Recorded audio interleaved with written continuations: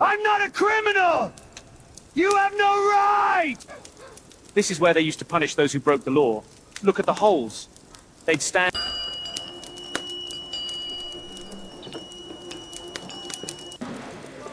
I am innocent. Do not take me away. Hooray! Look at the cart go! Come on, everyone, follow her! I have done what I could. Forgive me, for I was not strong enough. The cobblestone square lay bathed in the early morning light, shadows of timbered buildings stretching across the worn stones.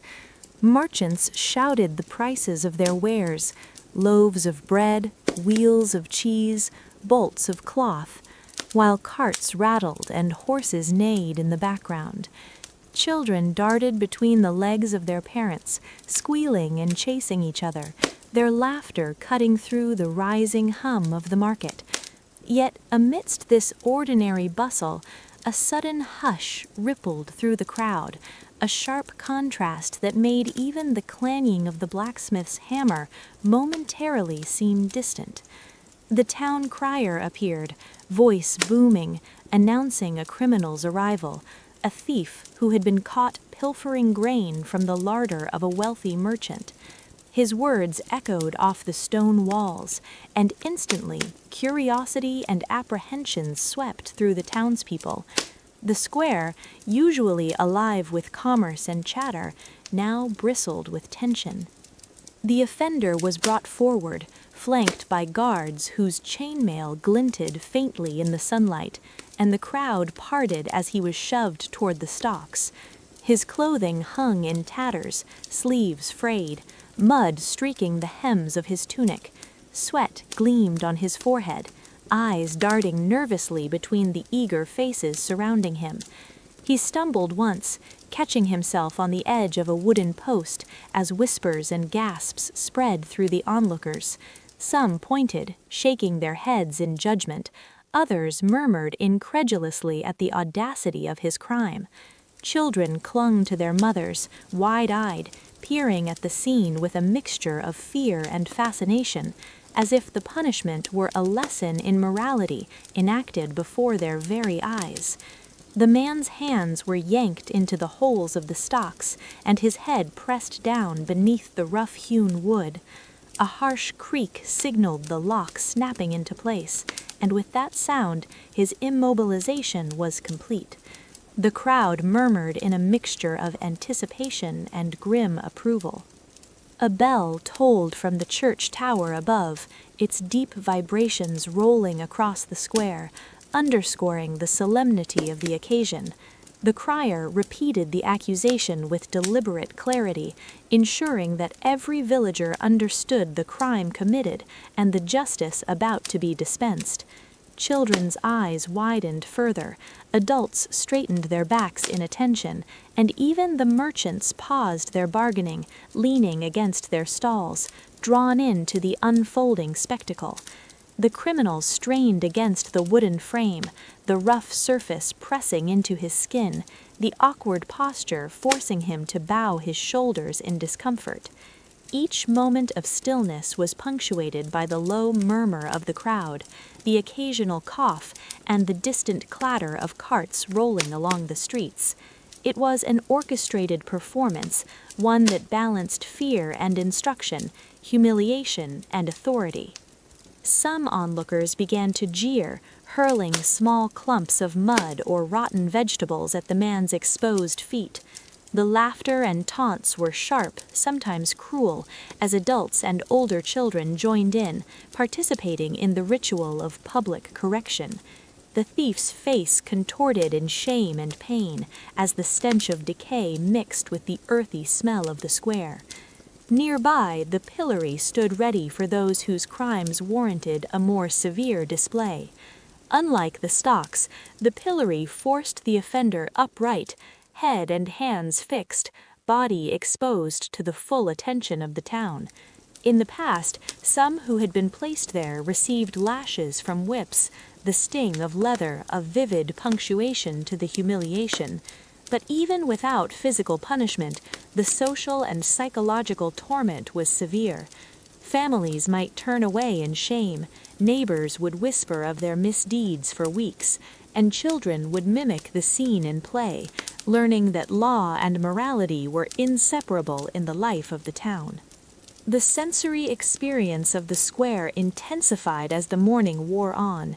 The mingling smells of horses, fresh bread, sweat, and lingering odors from prior punishments created an atmosphere both vivid and unsettling. Sunlight glinted on metal gauntlets of the guards, banners fluttered in the breeze, and the rough-hewn stones reflected the light in patches, almost spotlighting the figure trapped in the stocks. Every detail, from the creak of the wood to the collective breathing of the crowd, contributed to a sense of ritual, of a community united in its judgment. The punishment was not solely about retribution. It was a living, breathing lesson meant to impress upon everyone who watched the consequences of defying the law. Justice in medieval Europe was a public matter, a spectacle designed to maintain order through fear and moral instruction. The thief struggled briefly, attempting to lift himself, only to find the stocks unyielding. The discomfort was immediate, muscles straining, joints aching, skin pressing raw against the splintered wood. Children shrank back from the sight, learning fear in the most primal way, while adults murmured amongst themselves, comparing the severity of this punishment to other crimes they had heard about in nearby towns. Some whispered of harsher measures in nearby towns, beheadings, hangings, burning at the stake, and the collective imagination filled in the rest, reinforcing the omnipresent threat of the law. The square itself seemed to take part in the performance. The tall buildings confined sound, amplifying cries and murmurs, while the open space allowed the crowd to surround the offender fully, ensuring that no angle was left unseen. It was a theater of morality, and everyone present, whether willing or not, was part of the audience. In that square, every element was carefully orchestrated, though perhaps unconsciously. The timing of the bell, the positioning of the stocks and pillory, the placement of the guards, even the layout of the market stalls framed the scene. Justice was a spectacle, designed to educate, frighten, and enforce community cohesion. The punishment was at once deeply personal and thoroughly public, transforming a single act of crime into a lesson that echoed through the minds of all who bore witness. As the thief hung in the stocks, immobilized and exposed, he became more than an individual. He became a symbol of what could happen to anyone who dared to defy the law, a cautionary tale etched in real time into the life of the town. By mid-morning, the crowd had dispersed slowly, leaving behind the lingering echoes of shouts, laughter, and whispered warnings. The offender remained in place, a living reminder of the price of transgression. Children would recount the story to one another in play, merchants would gossip about the spectacle, and adults would carry the lesson into the week's dealings. The town square, having returned to its normal rhythm, bore silent witness to the social and moral order restored through punishment. In medieval Europe, the enforcement of justice was never a private affair. It was a performance, a lesson, and a warning, all enacted under the open sky for all to see. The thief, the crowd, the instruments of punishment, and the very stones of the square were all part of a story told not in words alone, but in the sights, sounds, and sensations of communal justice. As the thief struggled in the stocks, immobilized and exposed, the crowd's attention was unwavering. Children gasped and clutched their parents' skirts, while adults whispered judgments, comparing this punishment to others they had witnessed or heard of in nearby towns. The tension in the air was palpable, the combination of fear, curiosity, and communal morality pressing down on every observer. And in that moment, a question naturally arises for anyone watching this scene unfold centuries later. Would you survive medieval justice? Could you withstand the humiliation, the physical pain, and the unrelenting scrutiny of the town, or would you falter under its harsh and unforgiving weight? This thought lingers in the mind like the tolling of the bell above, a bridge connecting the medieval past to the modern imagination, challenging viewers to consider the stark difference between the justice of their own time and the brutal reality of the Middle Ages. In medieval Europe, justice was not a single unified system, but a patchwork of overlapping authorities, each with its own rules, rituals, and punishments. Imagine a vast map unfolding across the screen, the sprawling kingdoms and duchies of England, France, and Germany outlined in rich, earthy tones. Within each territory, power flowed unevenly. Local lords ruled over their peasants with the authority of the land. The king's influence reached outward like a network of invisible threads, and the church stood above both, guiding morality and offering divine legitimacy. To a modern observer, this might seem chaotic, but in the Middle Ages, this intricate web of jurisdiction was the very foundation of law and order. At the heart of this system were the lords, figures of local authority whose power was often absolute within their estates. A peasant accused of stealing wheat would not immediately find themselves before a king's court. Instead, the lord's manorial court determined the matter. These courts were intimate affairs, often held in a great hall with wooden beams overhead, sunlight filtering through small windows, and the lord presiding like both judge and jury. The manorial court was responsible for minor disputes, property issues, petty theft, violations of local rules, and the lord's word was effectively law. On the edges of these territories, however, royal courts asserted authority for more serious matters.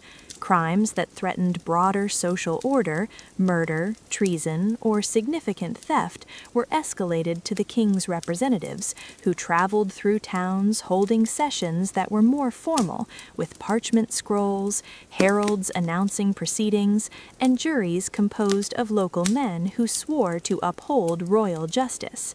Intertwined with both secular and ecclesiastical systems was the ecclesiastical court, a domain ruled by the church rather than the king or local lord. Here, the line between sin and crime blurred. Adultery, heresy, blasphemy, or breaking church law fell under the scrutiny of clerics, who wore long robes and carried the aura of divine authority. The interiors of these courts were quiet, lit by the colored light of stained glass windows depicting biblical scenes, the air thick with the scent of incense and parchment. Here, judgment was not only about earthly punishment, but also about spiritual redemption. Confession, penance, and moral correction were emphasized, and the threat of excommunication hung like a sword over those who violated religious law. For the people of the Middle Ages, breaking both secular and divine law carried real consequences, each enforced by different authorities, yet often overlapping in their influence. Trials themselves were dramatic affairs, designed to extract truth and assert authority. The methods were varied and sometimes brutal, but always intended to reinforce the idea that justice was visible, tangible, and immediate. One common approach was the ordeal, a test believed to reveal divine judgment. Picture a peasant accused of theft, hands bound and placed into a cauldron of cold water, or perhaps instructed to carry a red-hot iron across a small distance. The ritual was meticulous. Priests recited prayers, assistants held instruments ready, and the entire community gathered to witness the outcome. Survival, or lack of severe injury, was interpreted as God's verdict. Ordeals by fire and water were symbolic, a visible manifestation of morality enforced by divine authority. The modern viewer might flinch, but for medieval people, these tests carried unquestioned legitimacy, blending superstition, law, and religious faith into one ritual. In addition to ordeals, trials by combat offered another form of resolution. A dispute over land or accusation of a serious crime could be settled by a duel, often under strict supervision. Knights or trained combatants faced each other in the presence of lords or royal officials, weapons raised, armor gleaming under the sun. The community watched intently, believing that the victor was favored by God and therefore innocent. Combat was not just about physical prowess, but about divine justice made manifest, a stark contrast to modern reliance on evidence and testimony. For those accused of more complex or severe crimes, confession could be obtained through coercion or torture. Devices like the rack, thumb screws, or forced standing positions were employed carefully, always under the gaze of both clerics and secular authorities, to extract admissions of guilt. While horrifying to modern sensibilities, the medieval mind viewed these methods as legitimate, necessary tools to uncover truth. The courtroom itself became a theater, accused and accuser, cleric and lord, all performing roles that reinforced authority, morality, and social order.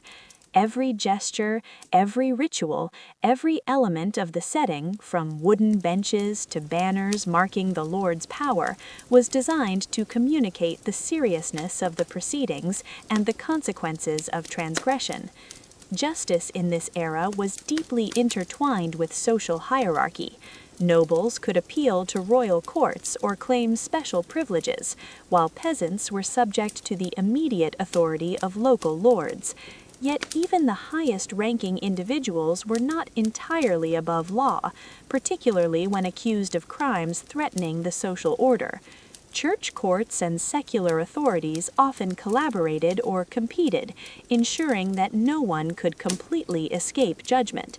This complexity meant that medieval people lived under multiple layers of legal expectation, where morality, religion, and power were constantly intertwined. Every accusation carried not just the risk of physical punishment, but also social stigma and spiritual consequences, reinforcing the omnipotence of justice in everyday life.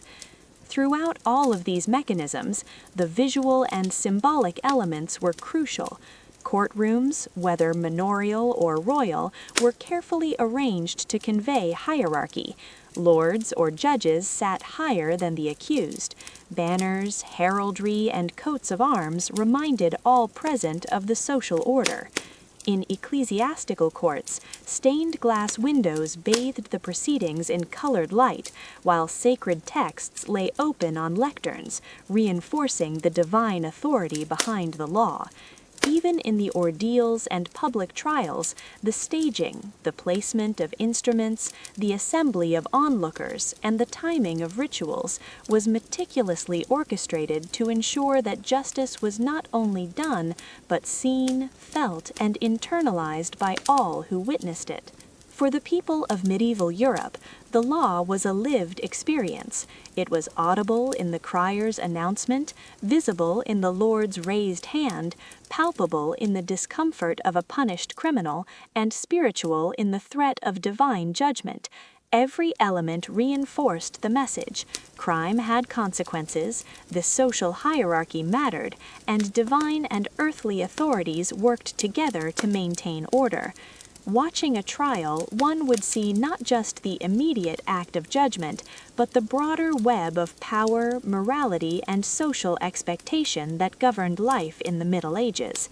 And for a modern observer, the question emerges almost inevitably: could you navigate this complex system and survive its judgments, or would you fall victim to the intertwined forces of law, religion, and social expectation?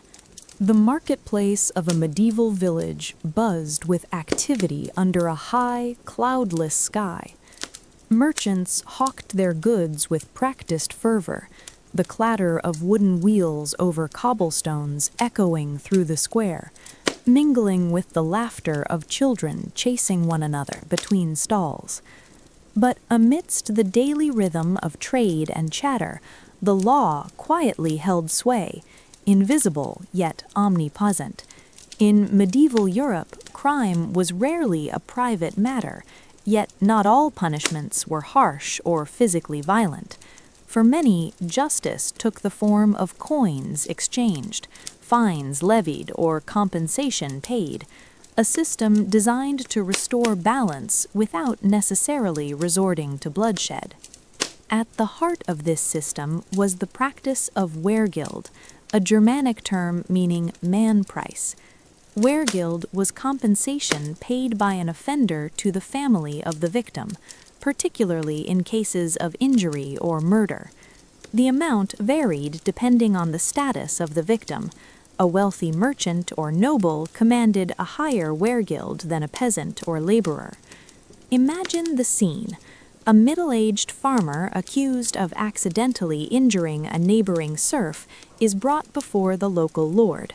Scrolls of parchment are unfurled, scribes dip quills into ink, and calculations are made to determine the appropriate sum. Coins glint in the sunlight as they are counted, stacked carefully on a wooden table. The farmer's family watches tensely, understanding that the exchange of gold may spare him more severe punishment. For the community, witnessing this transaction reinforces a moral principle. Justice is measurable, tangible, and necessary, yet proportional to the crime and the social status of those involved. Not all fines were as formalized as weregild. Minor offenses, stealing a loaf of bread, trespassing onto a lord's land, or disturbing the peace, often resulted in smaller financial penalties. In these instances, the offender might kneel before the lord, head bowed, hands extended to receive coins from the local treasury or from a witness who would ensure payment. In one vivid example, a young peasant boy is caught pilfering apples from the orchard of a wealthy merchant. The lord, seated upon a carved wooden chair in the great hall, levies a fine, 10 silver pennies, a sum significant enough to hurt the boy's family but not to ruin them. He scrambles to gather the coins, counting each one carefully as the merchant's assistant verifies the amount. In contrast, a wealthy tradesman accused of the same crime might simply hand over a few coins, avoiding humiliation or corporal punishment entirely. The unequal distribution of justice was striking, yet universally recognized as part of the social fabric. The social disparity inherent in fines underscores the deeply hierarchical nature of medieval society. While weregild and fines allowed for restitution, they also reflected the rigid stratification of the era. A rich merchant could easily pay off a crime, smoothing over legal entanglements, while a poor peasant faced harsher consequences if they could not meet the required sum. The crowd observing these transactions would witness not just the act of justice, but a visual affirmation of social order. The powerful were reminded of their ability to manipulate circumstances in their favor, and the less fortunate were warned of the penalties awaiting missteps, whether through financial ruin or the escalation to corporal punishment. Visualizing this, one could imagine side-by-side scenes, a merchant calmly passing silver to the lord, while a struggling peasant scrapes together pennies, sweat beading on his forehead, the fear of physical punishment looming if he fails. Yet fines and financial penalties were more than mere transactions. They were part of a larger moral and communal system. Payment of weregild, for instance, was intended to restore harmony. When a murder occurred, the family of the victim received compensation as a form of closure, acknowledging the loss while preventing cycles of revenge.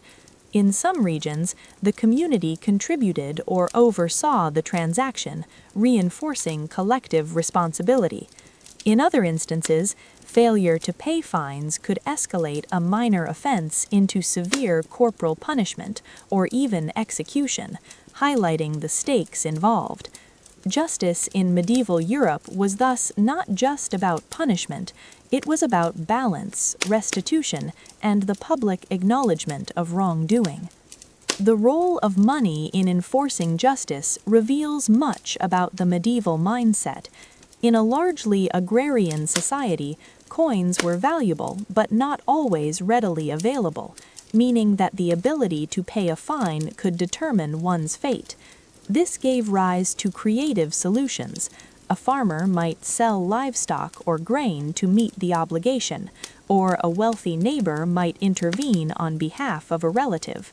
Scenes like this were common across towns and villages, a daily reminder of how law intersected with economics.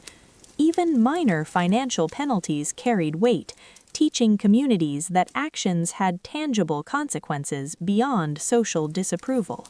For children growing up in this world, observing a fine being levied against a neighbor was a moral lesson as clear as a public flogging or a stint in the stocks. Over time, financial penalties also became a tool for local lords and kings to maintain authority. By controlling fines and weregild payments, rulers could assert economic influence over their subjects, reinforcing loyalty and social hierarchy. The act of paying a fine was thus never neutral. It reminded everyone involved who held power. The lord collected the coins, the merchant or victim received restitution, and the offender internalized both the cost of their actions and the supremacy of local authority. In effect, the economy of justice mirrored the broader economic and social structures of medieval life. Wealth conferred power, and poverty increased vulnerability. Even in the starkest contrasts of society, these financial penalties carried a form of psychological weight. Watching a peer hand over silver to resolve a crime, villagers learned to calculate risk and recognize authority. A minor offense could spiral into ruin if unpaid, while timely restitution could restore social standing. The negotiation itself was a performance, filled with tension, observation, and moral instruction. Coins clinking in the sunlit hall, quills scratching across parchment, and the scrutinizing eyes of witnesses transformed a mundane transaction into a theater of justice.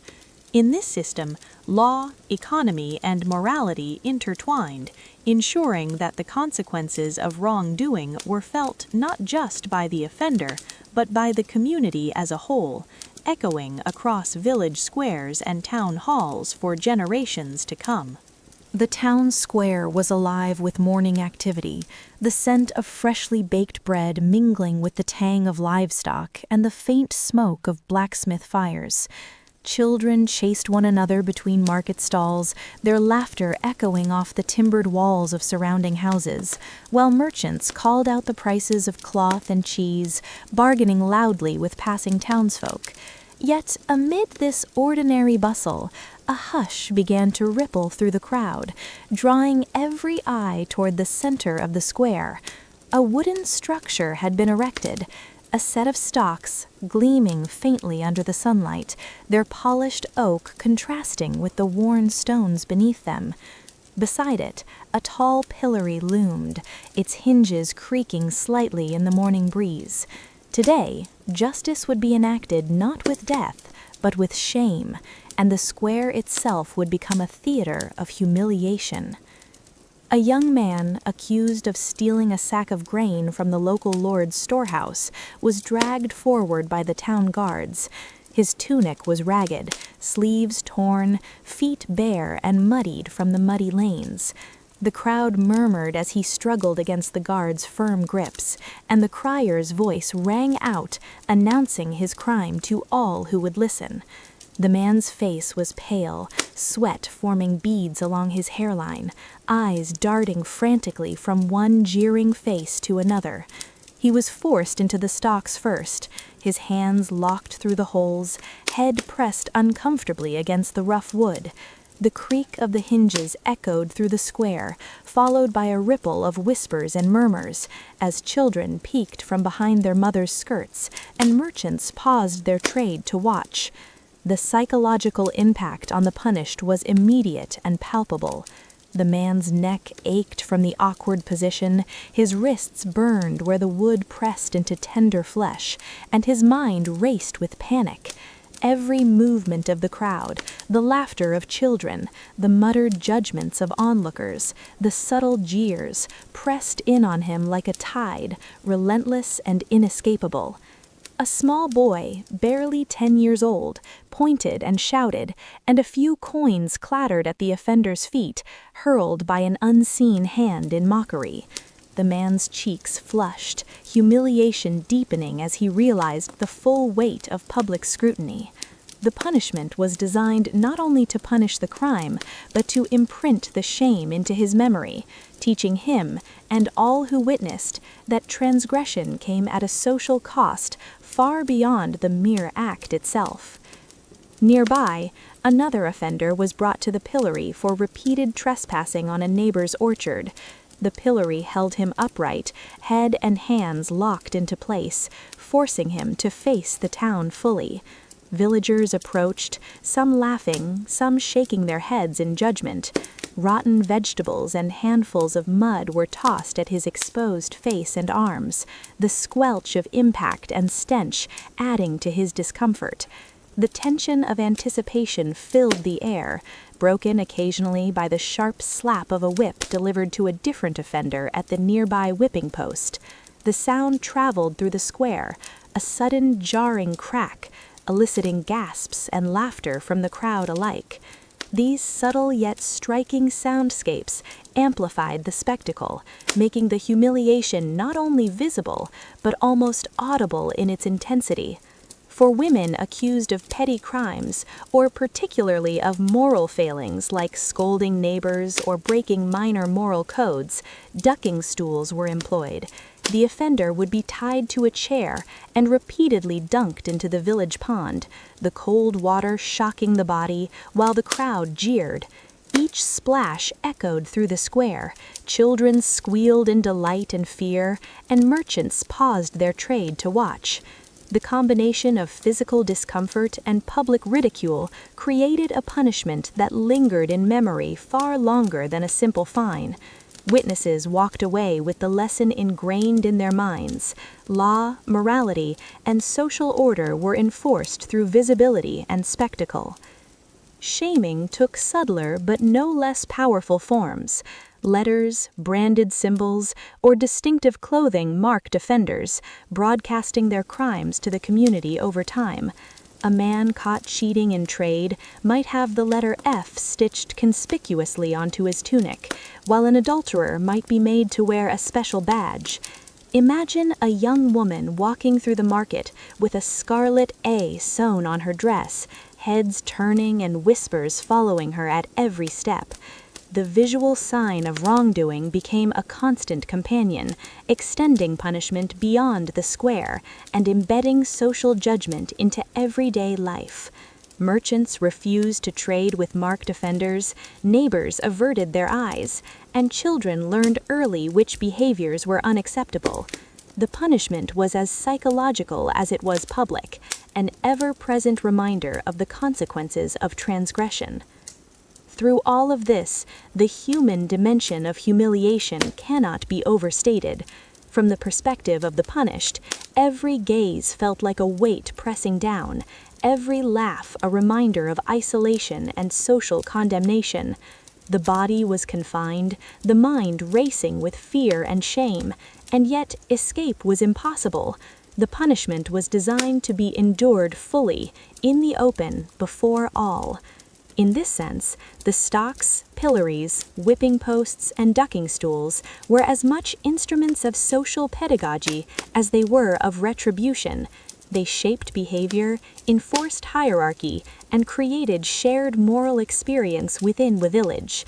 Villagers internalized the lessons vicariously, observing suffering as a means of understanding law, morality, and community expectations.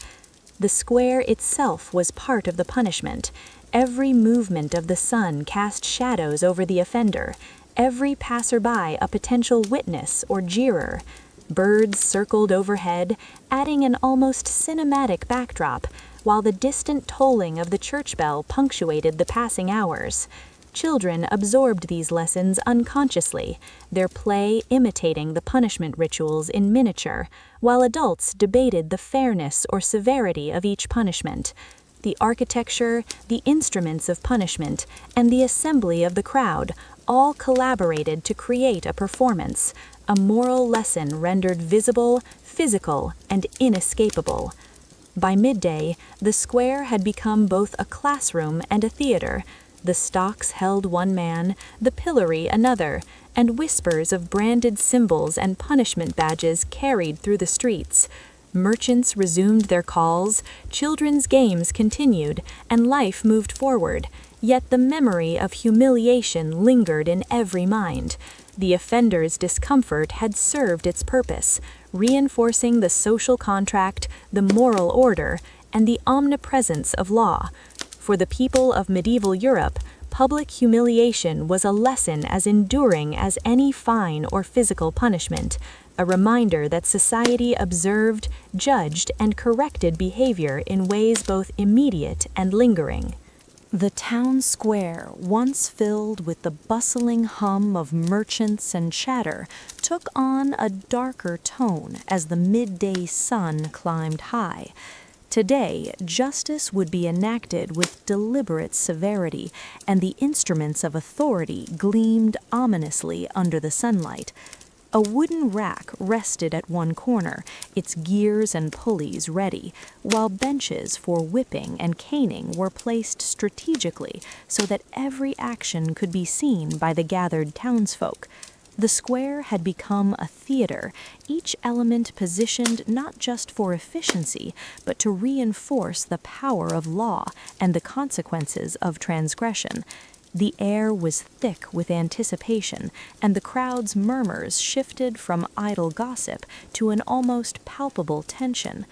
A young man accused of repeated theft was brought forward, bound at the wrists, his tunic already damp from sweat. The whipping post awaited him, a simple but formidable structure of rough-hewn oak. The executioner approached with a slender rod, a whip, and a cane, each instrument designed to inflict pain without necessarily drawing blood. Yet every strike served a greater purpose, the demonstration of authority, the correction of wrongdoing, and the installation of fear. The first lash cracked through the air, the sound sharp and startling, echoing off the surrounding buildings. The crowd flinched collectively at the sound, though the physical injury was controlled, and the man writhed against the bonds, tension and humiliation searing through his body. Each strike was measured, deliberate, a performance of societal judgment as much as corporal punishment. Not all punishments stopped at whipping. In cases of theft or deceit repeated multiple times, mutilation was sometimes employed. A hand might be branded with a mark, the tip of an ear cut, or a small section of nose removed to signify guilt permanently. These acts were not random cruelty, they were symbolic, serving as visible signs of a person's wrongdoing. One could imagine the accused standing before the town, their silhouette framed against the sun, a small mark etched into their flesh to serve as both personal punishment and public warning. Villagers took note, memorizing the marks of infamy, understanding that the body could bear evidence of law for years to come. The sight of these signs reinforced morality and hierarchy. Crimes had consequences, and those consequences were visible to the entire community. For the most egregious or dangerous offenders, the punishment escalated further. Eye gouging, breaking bones, or amputating fingers were employed, not merely to harm the body, but to instill terror. These punishments were carefully measured for severity, intended to frighten both the criminal and anyone who might witness or hear of the event. A peasant caught defrauding the lord's treasury might lose a finger, a thief's hand might be maimed, or an assailant's arm broken in front of the crowd. Each act was preceded by an announcement of the crime, often with the offender forced to recount their wrongdoing aloud.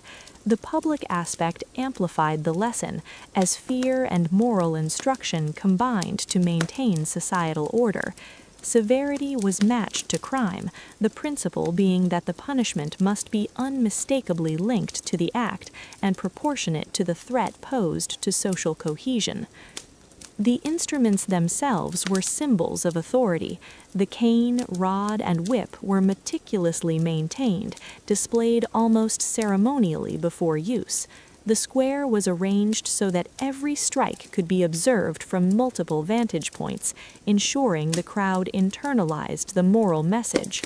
Hoes whose offenses merited mutilation or broken bones were handled with precision, guided by tradition and supervised by both secular and sometimes clerical authority.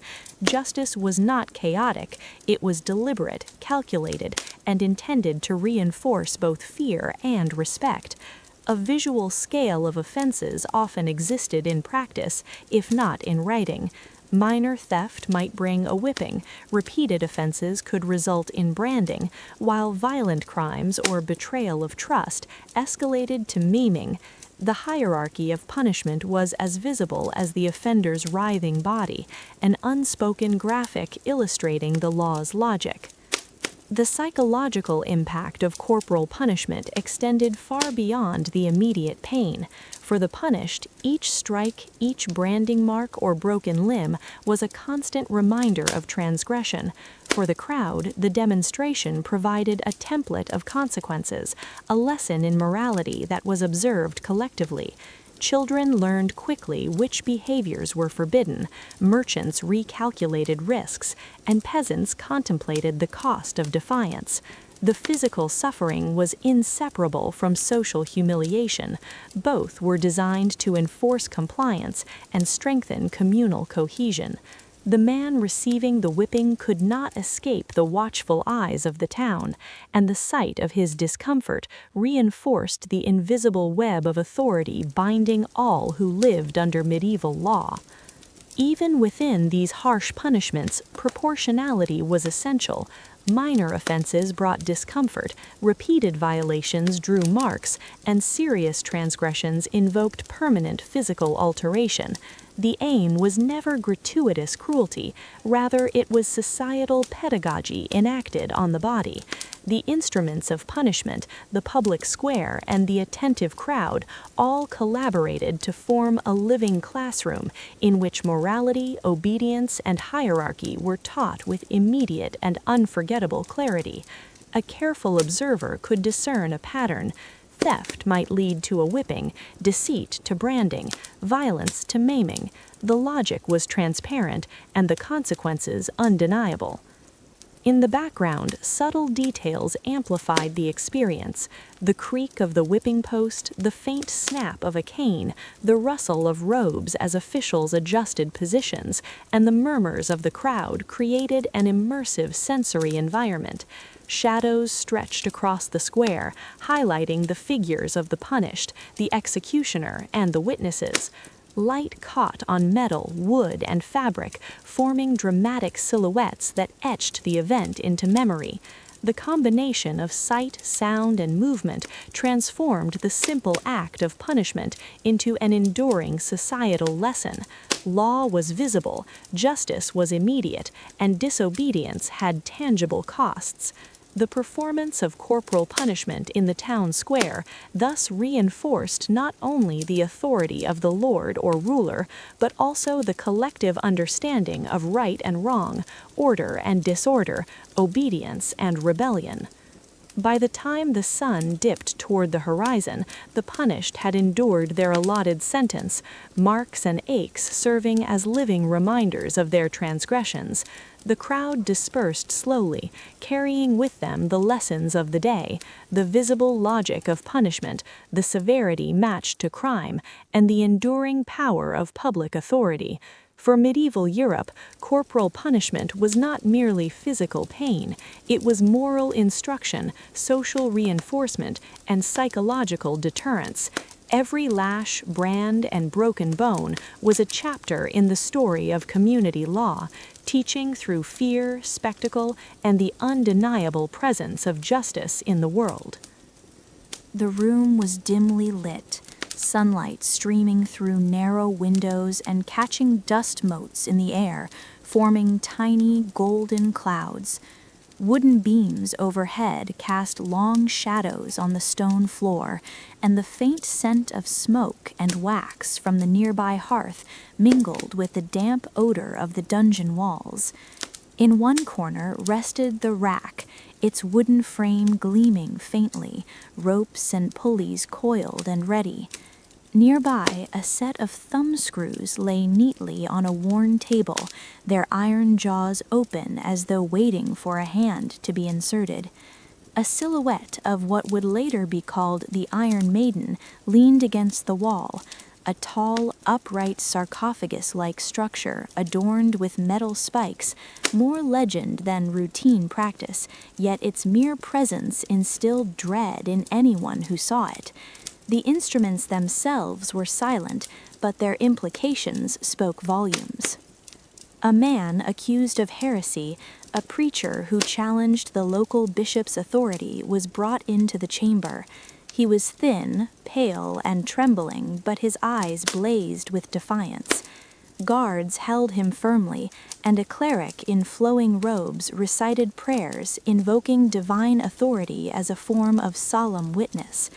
The accused was accused not only of breaking secular law, but of transgressing divine order, a crime whose punishment could extend beyond the temporal into the eternal.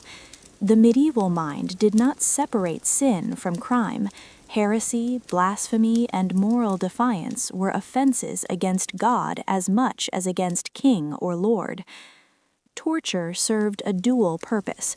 It was a method of extracting confession, a means to uncover hidden crimes or conspiracies, and it was a deterrent, a vivid warning to others who might contemplate similar offenses.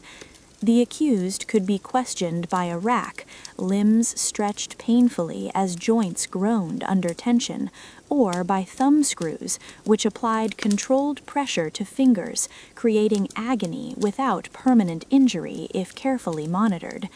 The spectacle itself reinforced authority. Everyone who witnessed the procedure understood that disobedience, whether spiritual or secular, carried a cost. The logic of torture was visible, immediate, and public. Even in semi-private chambers, word spread quickly, and the fear of pain became a tool of governance.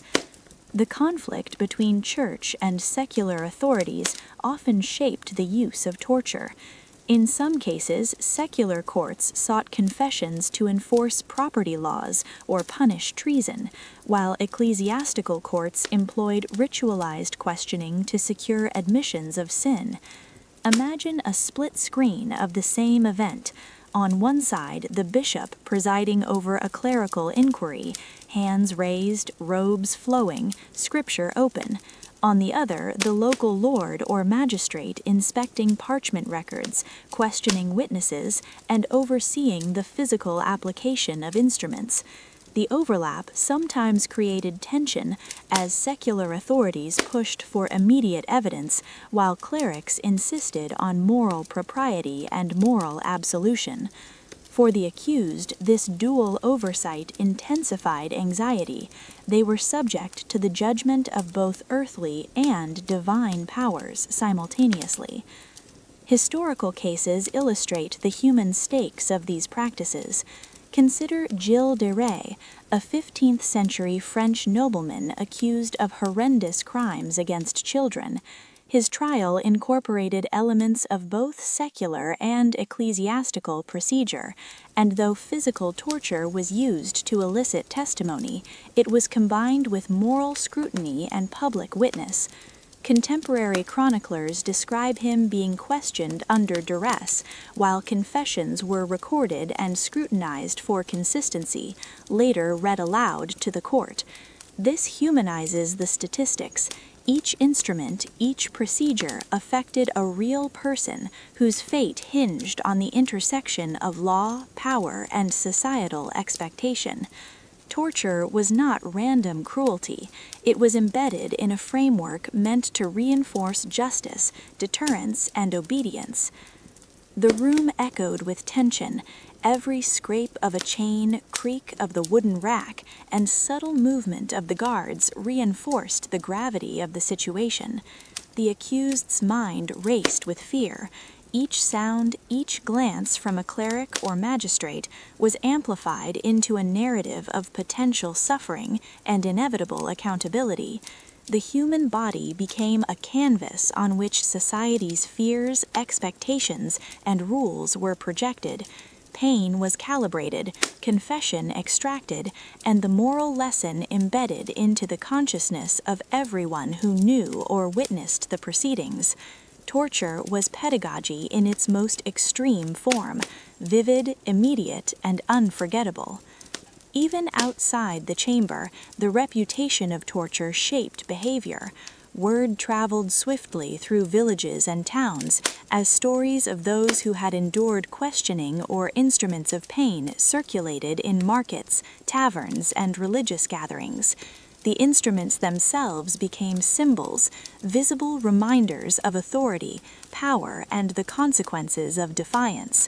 Parents whispered warnings to children, neighbors cautioned one another, and potential offenders weighed the cost of transgression carefully.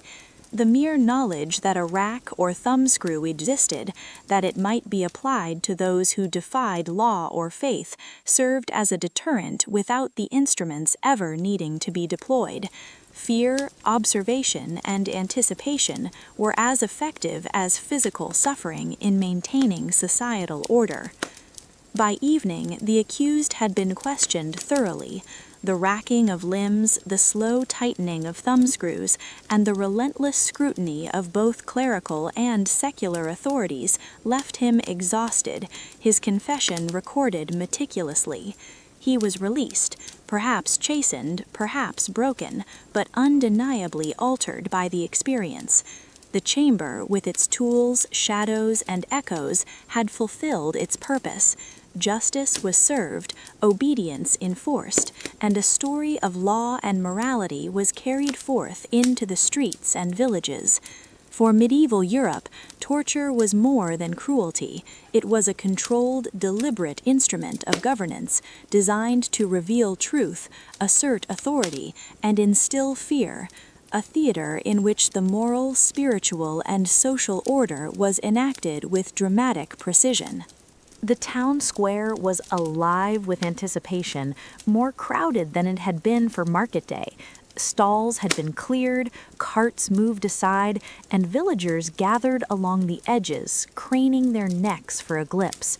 Today, justice would be final, irreversible, and profoundly public. In the center, a simple wooden gallows had been erected, its frame silhouetted sharply against the pale morning sky. The rope swayed lightly in the breeze, the creak of its wooden beams faint but ominous. For common criminals, hanging was the standard method of execution, swift in theory, but dramatic in its communal presentation. Everyone in the square would see, hear, and remember. Crime had a cost, and the law was absolute. A man accused of repeated theft shuffled forward, his hands bound behind his back. Children pressed close to their parents, eyes wide, learning in real time that wrongdoing carried not just social disapproval, but mortal consequences. Merchants and townsfolk murmured, pointing and whispering about the criminal's previous misdeeds, recounting the thefts that had led to this day. The condemned space was pale, eyes darting nervously between the gathered crowd and the gallows. The rope looped over the beam, nooses adjusted carefully by the executioner, a silhouette framed against the sky. As the man was lifted, tension rippled through the spectators. The sound of the plank creaking, the sudden hush, the held breath, all created a palpable sense of theater. Public hanging was not merely about death, it was moral instruction, social reinforcement, and communal participation in one vivid, unforgettable moment. For nobles or those of high status, execution was handled differently. Beheading was reserved for those whose lineage or social rank demanded a more honorable death. Imagine a lord accused of treason, kneeling on a raised platform before a crowd, his head bowed, the executioner's axe sharp and ready. Unlike hanging, which was drawn out for visibility, the stroke of the axe was intended to be swift, clean, and decisive. This distinction reinforced social hierarchy even in death. The manner of dying signified privilege and status, signaling to the populace that nobility, though bound by law, received treatment proportionate to rank. Spectators recognized this subtlety immediately. The execution became not just punishment, but lesson in societal order, reminding everyone of their place within the feudal hierarchy. Burning at the stake offered a different, more symbolic spectacle. Reserved for heresy, witchcraft, or religious transgression, it combined punishment with moral and spiritual warning. The condemned, often accused of crimes against divine law, was bound to a post, wood stacked around them, flames were ignited carefully, smoke curling skyward, and the crowd watched in a tense mix of horror and fascination. The execution was slow and ritualized. Witnesses learned not just that a crime had been committed, but that certain transgressions threatened the very soul of the community. The visual drama, the rising smoke, the frightened figure at the center, and the collective gaze of the populace amplified the spiritual and social significance, leaving a lasting impression of divine justice and societal order. Other regions employed more extreme methods, breaking on the wheel, drawing and quartering, or even boiling and drowning in cases of particularly heinous crimes. A map of medieval Europe shows these punishments concentrated in specific kingdoms and cities, illustrating how regional legal culture shaped the methods of enforcement. The wheel, with its spokes arranged like a giant clock, became a stage for displaying both suffering and social warning. Limbs were shattered, the offender arranged in a grotesque tableau, visible for hours. Drawing and quartering, reserved for treason in some areas, divided the condemned into sections after execution, with the pieces displayed at city gates to deter rebellion. Boiling or drowning, while rare, were employed as extreme examples, the memory of which spread quickly through towns and villages. Subtle animations of water or flames, maps of regional prevalence, and symbolic representations conveyed the severity without resorting to gruesome detail, ensuring the audience grasped the moral and social stakes. The public spectacle was central to all these executions. Crowds reacted with a mix of fear, fascination, and moral contemplation. Children learned early that crime carried tangible consequences. Adults discussed the fairness and severity, and the collective attention reinforced communal norms. Vendors might sell bread or drink nearby. People whispered prayers or curses, and even birds and animals seemed to pause in recognition of the event. The spectacle ensured that justice was not merely a bureaucratic procedure, it was a social performance, a vivid reminder of law, morality, and hierarchy. Observing an execution, villagers internalized lessons about obedience, power, and the potential consequences of defiance. The town square became a stage, the instruments of death props, and the community both audience and participant. Even in death, the execution carried meaning. The body of a criminal might be left hanging briefly, displayed for the lesson it symbolized. The head of a traitor might be placed on a spike at the city gate. These acts communicated the consequences of crime long after the executioner's work was done, embedding morality into the very architecture and landscape of the community. Each method, hanging, beheading, burning, or more extreme forms, was chosen carefully, matching crime to punishment, status to method, and severity to societal message. The law was both feared and respected, and its reach extended far beyond the individual to the collective consciousness of the town. By the late afternoon, the square returned to its usual rhythm. Stalls were set up again, animals returned to pens, and the murmur of everyday life resumed. Yet the memory of the execution lingered, the swing of the rope, the flash of an axe, the column of smoke rising into the sky, the skeletal display of the wheel. Public execution in medieval Europe was not only a method of punishment, it was a moral, social, and psychological instrument designed to educate, terrify, and reinforce hierarchy.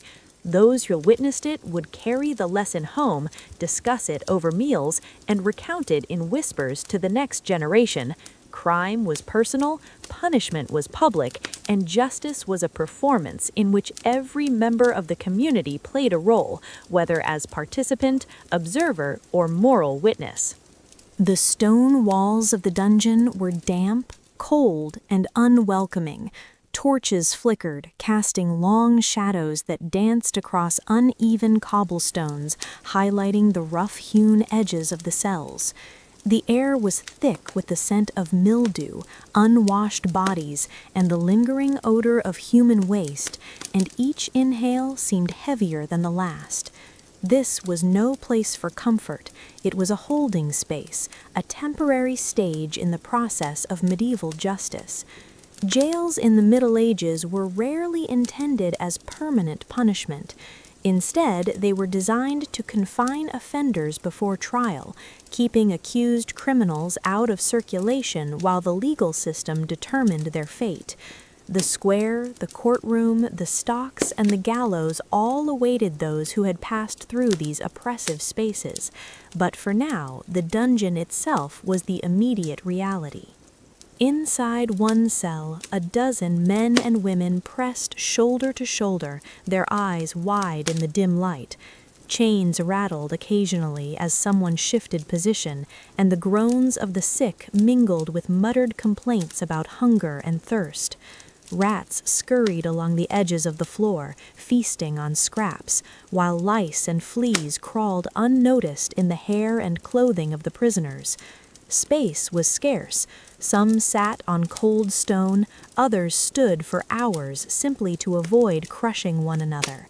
Overcrowding was endemic, a consequence of poor infrastructure, lack of sanitation, and the high rate of arrests for even minor offenses.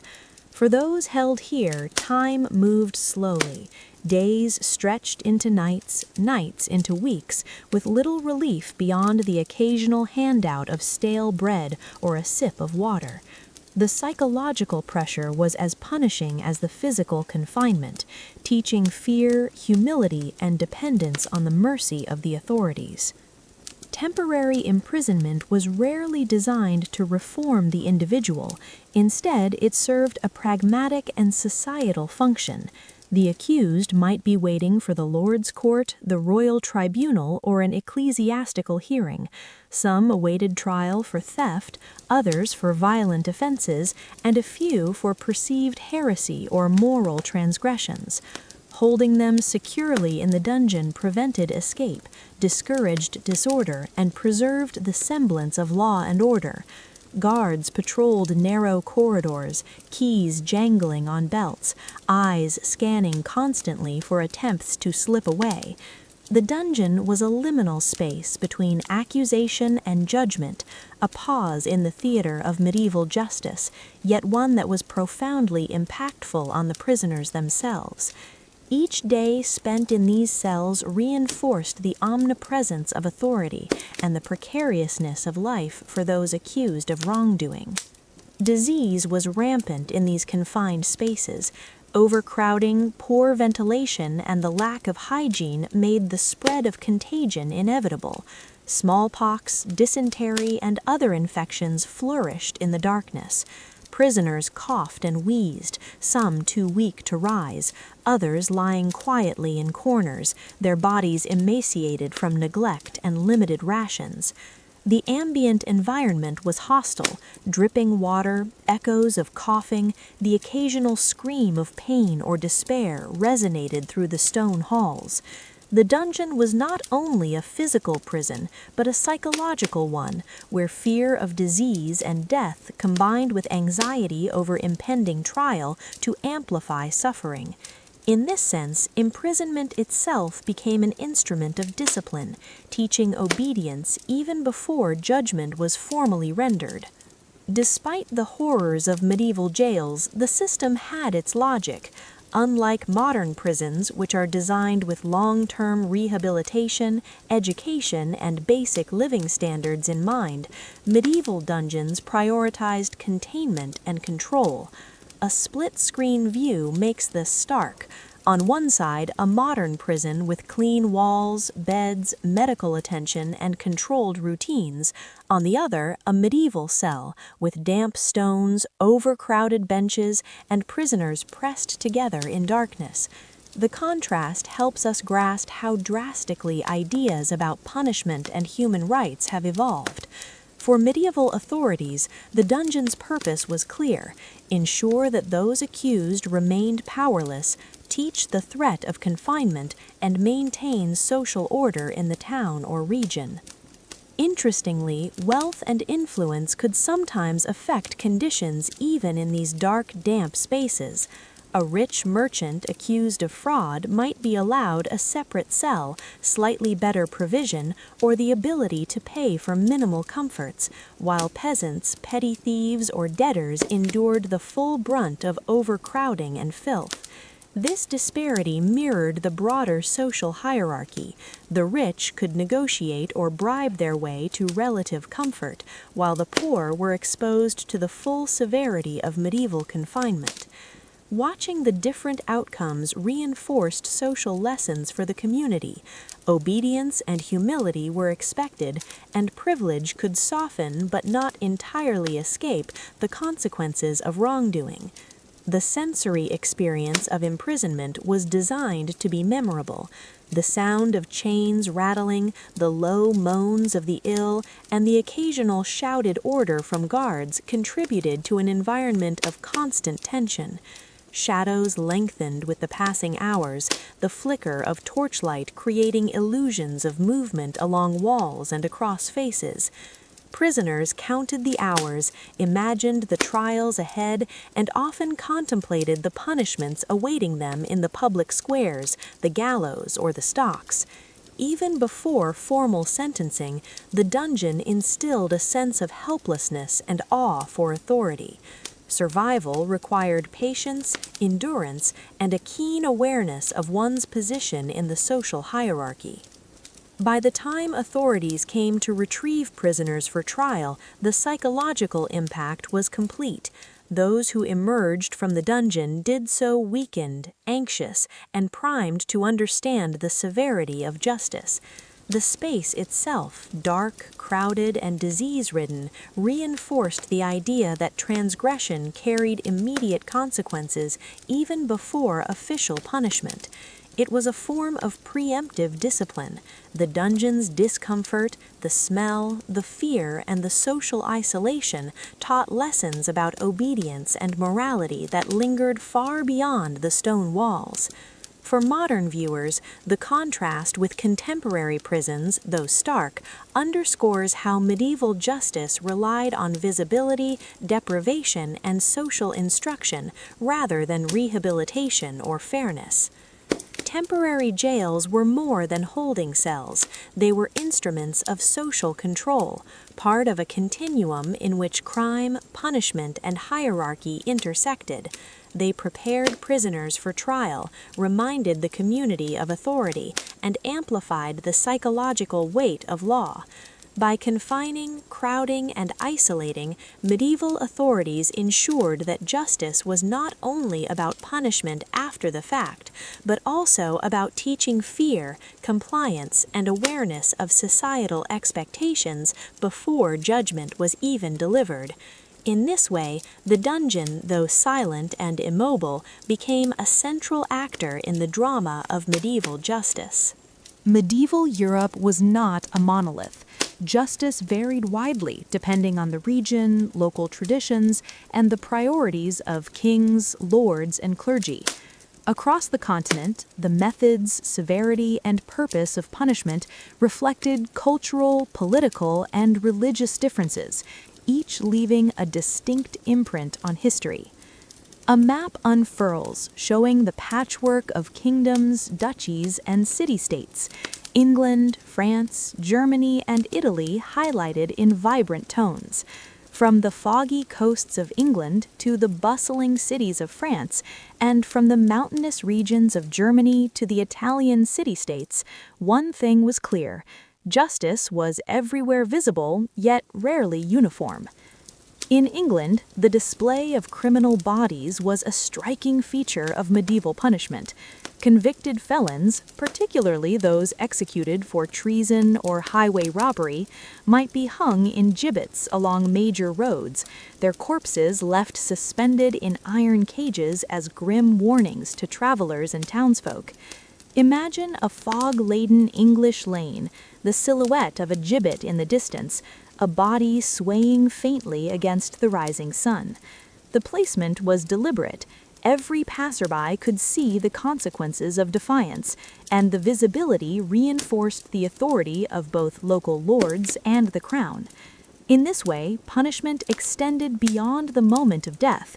The body itself became a cautionary symbol, a physical reminder of law and order for days or even weeks. In France, the focus of punishment often intertwined with religion, particularly in cases of witchcraft, heresy, and moral transgression. Accused heretics were brought before ecclesiastical courts, their trials set in cathedral-like halls or town squares. Period woodcuts depict these proceedings vividly: accused figures kneeling before robed clerics, inquisitors questioning with solemn intensity, and crowds observing quietly or murmuring among themselves. For those condemned, torture and execution were often intertwined. The public aspect was carefully staged, blending morality, authority, and fear. Flames, chains, and ritualized procedures emphasized that the punishment was not merely legal, but spiritual, meant to eradicate not only crime, but the moral corruption of the soul. The French approach highlighted the intertwining of secular and divine power, with punishment serving both earthly and eternal objectives. Germany and Italy exhibited wide local variation, reflecting centuries of fragmented authority and evolving customs. In German principalities, punishments often combined regional tradition with codified law, resulting in unique practices such as breaking on the wheel, branding, or extended periods of public humiliation. Animated timelines illustrate how certain punishments emerged, shifted, or disappeared over decades, showing viewers that justice was not static, but a living system adapting to social, political, and cultural pressures. Italian city-states, governed by merchant elites or communal councils, developed yet another set of practices. Fines, exile, or public humiliation were common for property disputes and minor crimes, while execution and torture were reserved for the gravest transgressions. The local courts often emphasized reconciliation and restitution, blending civic pragmatism with spectacle when necessary to maintain social order. Across all regions, a common thread was the public and performative nature of punishment. Whether a gibbet in England, a trial for heresy in France, or a local ceremonial punishment in Germany or Italy, the act of punishment was designed to be witnessed, remembered, and internalized by the community. The public gaze reinforced moral and legal norms, ensured obedience, and broadcast the authority of those who governed. Crowds, both fearful and curious, played an active role in the effectiveness of these punishments. The presence of observers amplified the psychological weight of the punishment. Knowledge that one's actions could lead not only to personal suffering, but also to communal shame and historical record, shaped behavior long before any formal sentence was delivered. Despite regional differences, social status consistently influenced outcomes. Wealthy nobles in England might receive beheading rather than hanging. Heretics in France with connections to influential families could receive more lenient interrogations, and Italian merchants often leveraged civic connections to negotiate fines or exile instead of corporal punishment.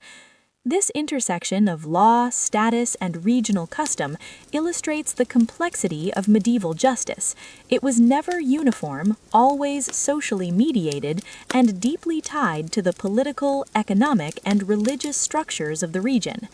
Animated maps, side-by-side comparisons, and visual timelines help modern viewers understand that what might be routine in one locale could be shocking or unheard of in another, making medieval Europe a mosaic of evolving legal practices.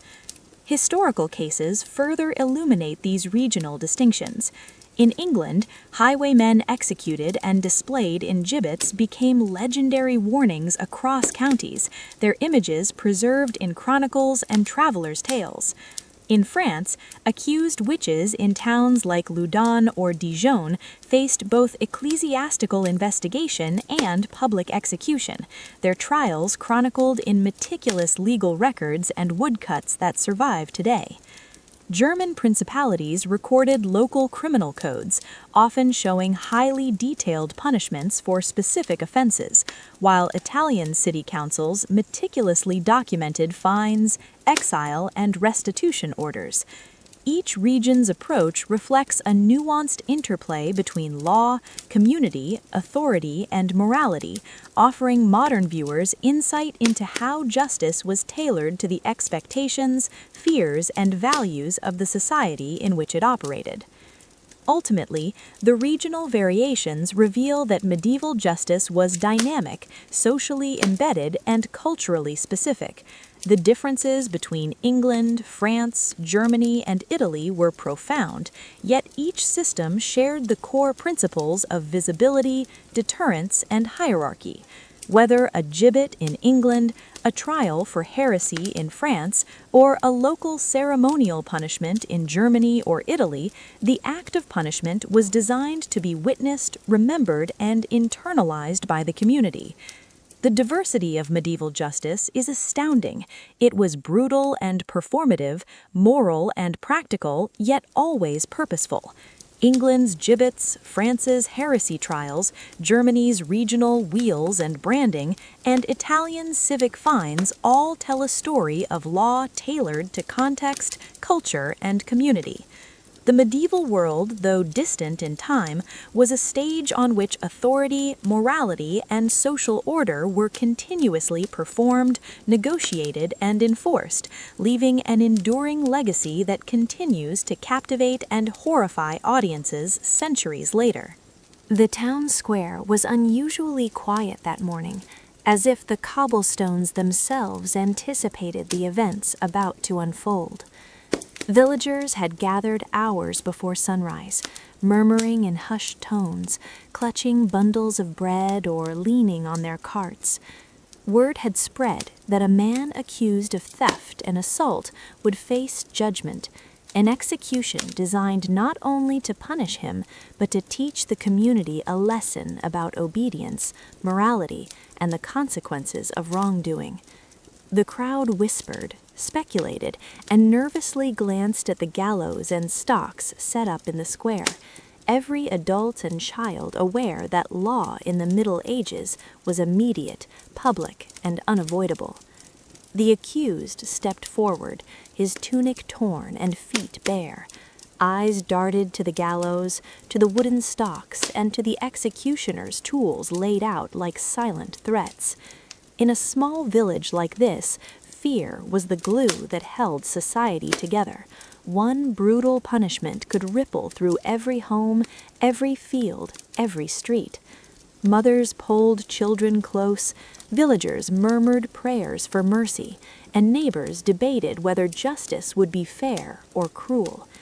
As the man was led into position, the story of the town's previous punishments came alive in whispers. The cobbler who had stolen bread years ago and endured the stocks for a week, the farmer branded on the hand for encroaching on the Lord's land, the heretic burned at the stake for defying local clergy. Each tale reinforced the lesson. The law was omnipresent, and its consequences were severe. The spectacle itself served as a tool of deterrence. As the man's hands were locked into the stocks, children peeked through fingers, merchants paused their bargaining, and adults exchanged anxious glances. The sound of chains, the creak of wooden beams, and the low murmurs of the crowd combined to form a sensory experience of authority. Villagers witnessed punishment directly, seeing not just the consequences for one man, but the broader warning for all who might contemplate defiance. Fear was deliberately amplified. In medieval Europe, the law's effectiveness relied as much on its visibility as its severity. The execution, the whipping, the stocks, the gibbet, they were all part of a social contract enforced through observation and psychological pressure. Yet justice in the Middle Ages was never impartial. It was deeply influenced by morality, religion, and class. Social graphics highlight the stark contrast. A peasant might face the stocks, whipping, or mutilation for a minor theft, while a noble could pay a fine or face a swift beheading for the same offense. Clerics, lords, and kings all reinforced these disparities, blending spiritual authority with secular power. Sin and crime were intertwined. Heretics or moral transgressors faced punishment designed to teach not only law, but morality, with the church often asserting authority over both body and soul. These layered influences made survival in medieval society a matter not only of lawfulness, but of social standing, piety, and political connections. Anecdotes of shocking punishment remind us just how precarious life could be. A woman accused of witchcraft in France might be interrogated under duress, her hands twisted in thumbscrews as a cleric demanded confession, before being burned at the stake in the town square. In England, a thief might be executed and displayed in a gibbet along the main road, his body left swinging for weeks as a warning to travelers. In German principalities, the wheel awaited those convicted of violent crimes, their limbs shattered and displayed as grim tableau for all to see. These punishments were not merely functional, they were theatrical, symbolic, and terrifying, designed to imprint fear and moral compliance onto both the punished and the spectators. The crowd's reaction, gasps, whispers, tears, nervous laughter, was part of the intended lesson. For those who watched, it was a visceral reminder that law was omnipresent and escape from justice was nearly impossible. The role of religion further heightened the stakes. Crimes against God, such as heresy or blasphemy, were met with punishment intended to correct the soul as much as the body. Flames, racks, and public humiliation became conduits for moral instruction. Clerics oversaw confession, weighed guilt, and pronounced penance or death, often collaborating or competing with secular authorities. The accused could find themselves at the mercy of dual powers, with failure to comply carrying both social and spiritual consequences. For medieval people, morality and law were inseparable. Obedience to authority was reinforced by fear of worldly and divine retribution alike. Modern viewers can appreciate the intensity of these lessons through contrast. Split-screen comparisons between a medieval dungeon or gallows and a contemporary prison highlight just how dramatically attitudes toward justice, punishment, and rehabilitation have evolved. In medieval Europe, punishment was public, immediate, and often brutal, designed to be observed and remembered. Today, prisons aim for rehabilitation, fairness, and containment. The medieval approach, by contrast, relied on spectacle, fear, and social reinforcement, ensuring that even those not directly punished internalized the rules through observation. So, the question emerges for anyone transported to this world: would you survive medieval justice? Could you navigate a system where minor theft could lead to whipping, stocks, or branding? Could your social status, moral standing, and connections shield you from the full severity of law? Could you withstand the fear, the humiliation, and the psychological pressure of being watched, judged, and punished publicly? The lesson is clear. Survival required more than cleverness or innocence. It required an understanding of social hierarchies, the power of the church, and the ever-present possibility of brutal retribution. As the man in the stocks struggled to maintain his composure, the town absorbed the full lesson of medieval justice. Children whispered to each other, learning through fear. Merchants and peasants alike counted the cost of misdeeds. Even those far from the center of the square felt the weight of the spectacle. The law was not abstract. It was lived, immediate, and inescapable. Whether through fines, public humiliation, corporal punishment, torture, or execution, medieval justice left no doubt. Wrongdoing had consequences, and authority, whether secular or divine, would be enforced. In reflecting on these stories, the audience is left with a vivid sense of the era's harshness, the omnipresence of law, and the complex interplay of fear, morality, and social hierarchy. Medieval justice was a performance, a moral lesson, and a societal tool all at once.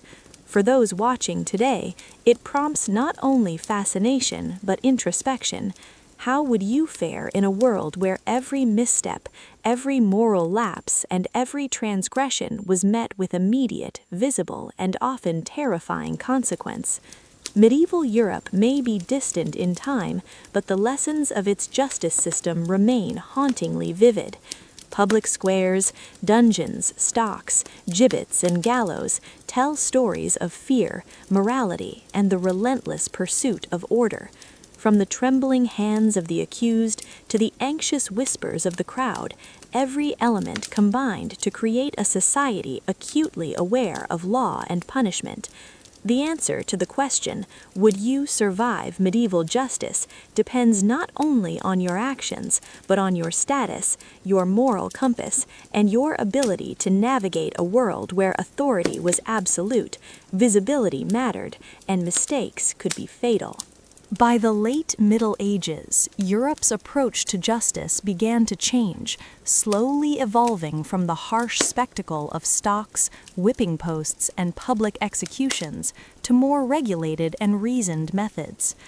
A sweeping timeline animation unfurls, showing the centuries passing, the 12th century gallows, the 14th century dungeons, and the early 16th century courts that increasingly imposed fines or temporary imprisonment.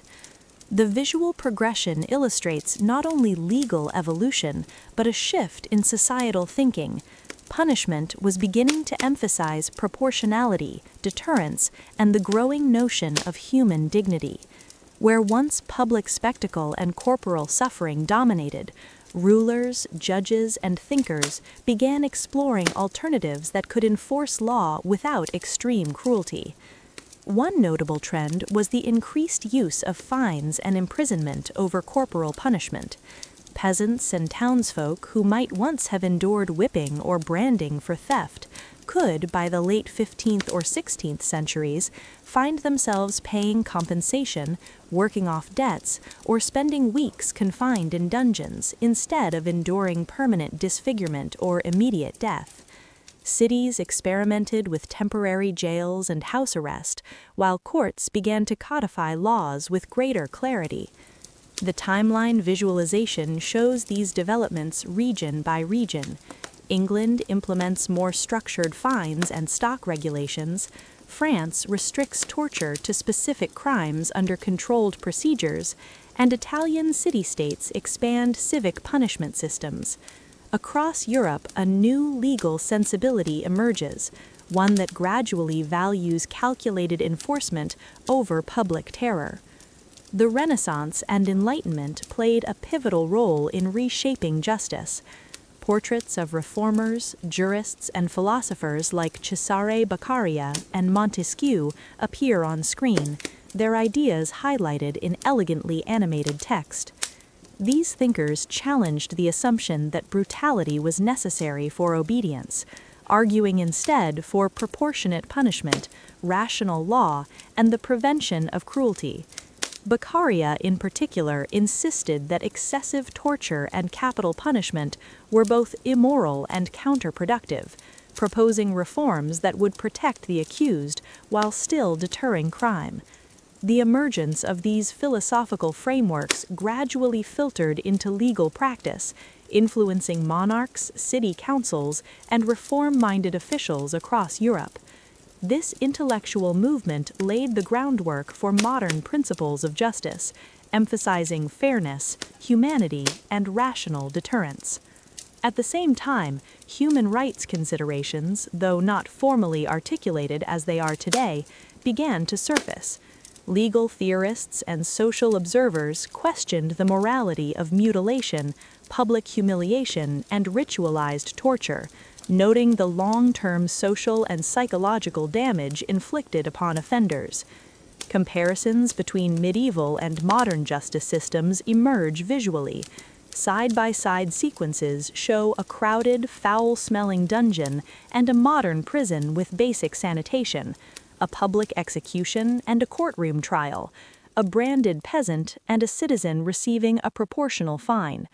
These juxtapositions engage viewers to reflect on the evolution of justice, highlighting how medieval practices informed modern laws, human rights concepts, and the principles of proportionality, rehabilitation, and due process. The narrative also considers how social, moral, and political pressure shaped reform. Monarchs seeking to centralize authority recognized that extreme, uncontrolled punishment could destabilize communities, erode trust in governance, and provoke unrest. Gradually, legal codification and bureaucratic oversight replaced arbitrary local practices. In some city-states, public humiliation was limited, fines became standardized, and temporary imprisonment replaced corporal punishment. In France, inquisitorial procedures were formalized, and torture increasingly required judicial oversight.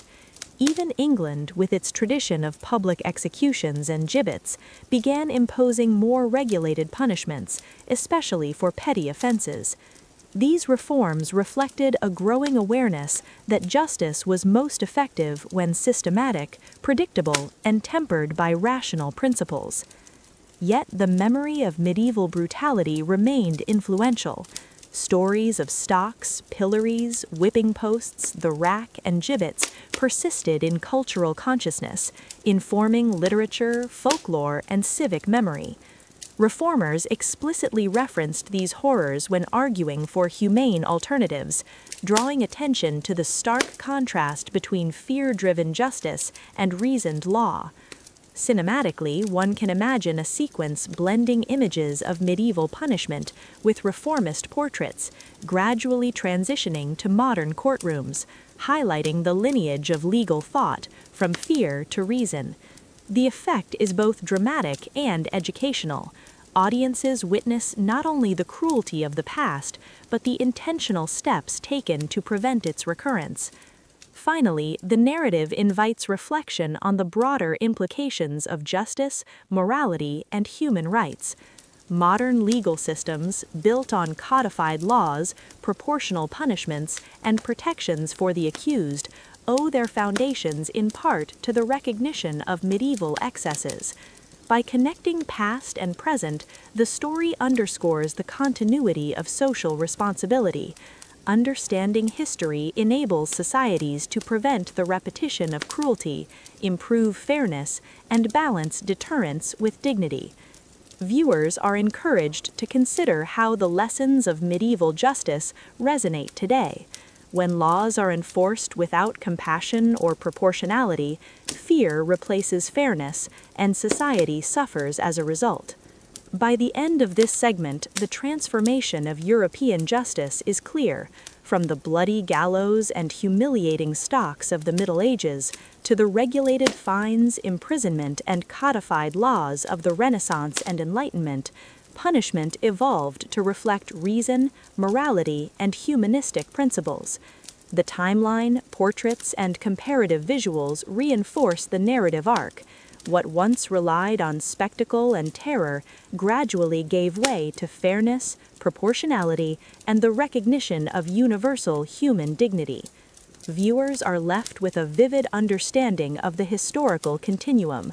Medieval justice was harsh and performative, but it set the stage for the legal reforms that define modern justice systems today.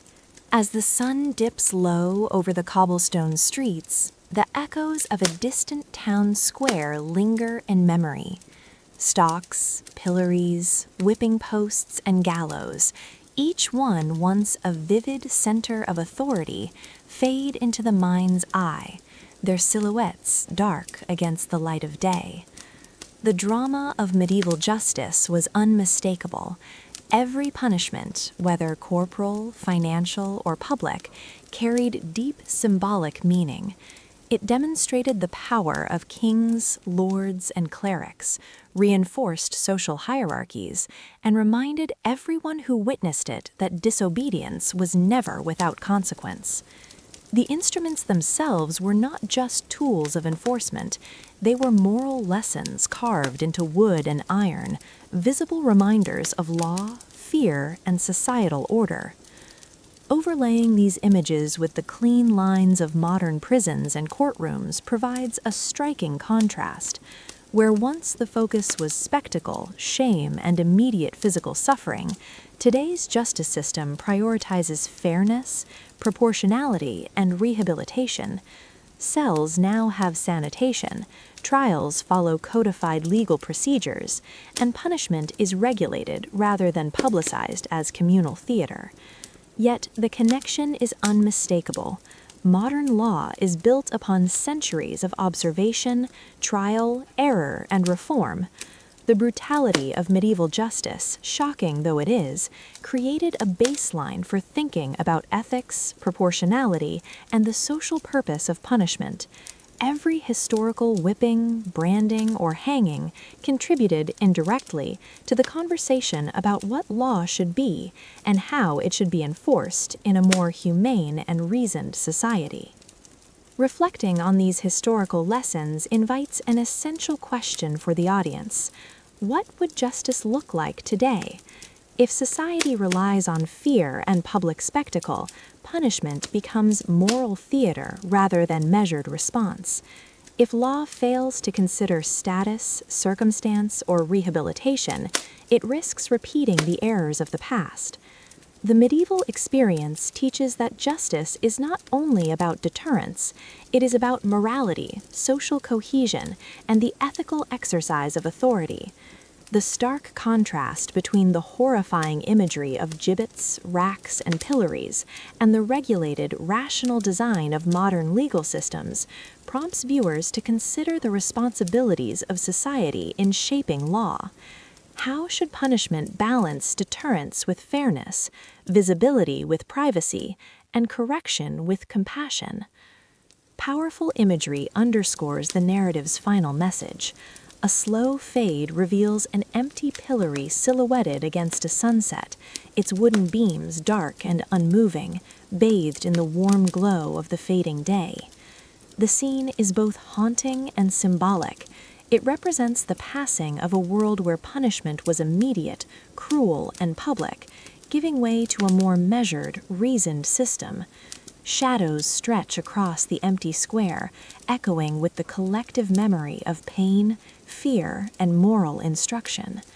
The sun sets on medieval justice, leaving behind lessons in law, ethics, and the consequences of unbridled authority. The audience is left with an unforgettable visual metaphor. Society has moved forward, but the history of its legal system continues to shape contemporary notions of fairness, punishment, and social responsibility.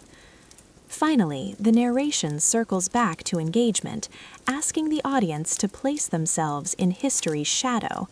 Could they have survived medieval justice? Would fear, status, or cunning have saved them? By connecting personal reflection to historical reality, the story closes a full circle, from vivid depictions of punishment to regional variations, torture, public executions, imprisonment, and finally, reform. Each segment of the journey emphasizes not only brutality, but meaning, the symbolic, social, and moral lessons that shaped law over centuries. Medieval justice, in all its harshness, becomes a lens through which we can examine modern law, ethics, and human rights, making history both compelling and profoundly relevant. As the pillory fades entirely, leaving only the warm twilight of the sunset, the story ends not with violence, but with contemplation. The audience is invited to consider the evolution of justice, from terror and spectacle to rationality, proportionality, and humanity. Medieval punishments, once feared and dreaded, now serve as reminders of human capacity for both cruelty and reform. The lingering images, the empty stocks, the silent gallows, the shadowed cells, create a final emotional resonance, emphasizing that law, morality, and social responsibility are ongoing projects shaped by history, observation, and conscious reflection.